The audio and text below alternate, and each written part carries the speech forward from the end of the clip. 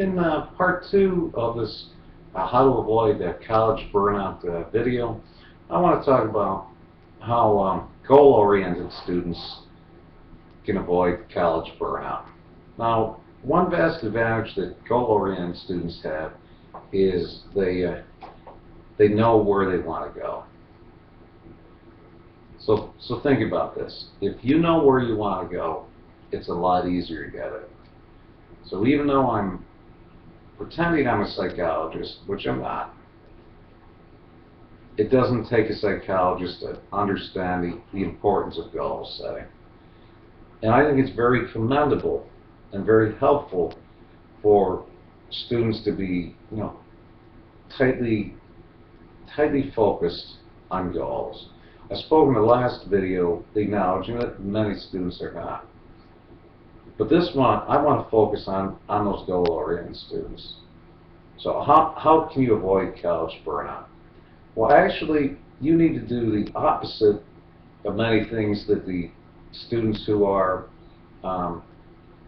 not focused do. So while an unfocused student needs to get an eye for detail, you need to get an eye for the big picture. You need to have those stop and smell the rose moments, as the cliche goes. So as you get the eye for the big picture, you should realize that why you might be, specifically working toward becoming a software engineer for a brand new 3D printing software that is top secret. Only you know about this little niche. That in reality, that may not end up being your occupation.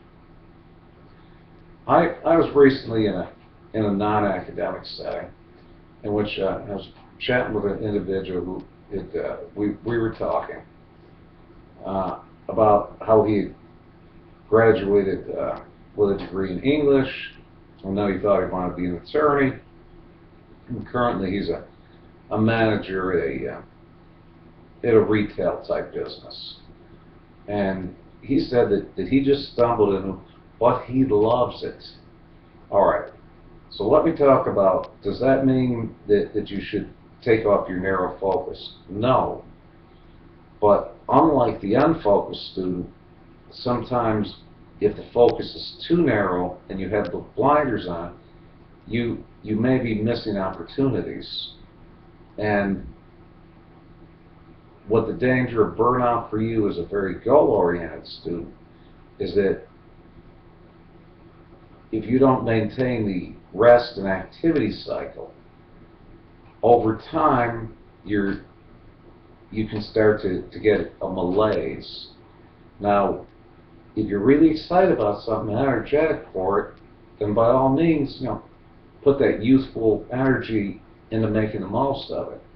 But what I urge to you as a goal-oriented student is to realize that, ultimately, while what is under your control is your efforts, the outside environment, what other people do is not in your control. And the frustration, especially in a society that is rife with, full of irresponsibility and people that you can't count on, this can contribute to your burnout. And one of the best things that you can do is remember this serenity saying. And the serenity saying, give me the power to change what I can, accept what I can change, and the wisdom to know the difference.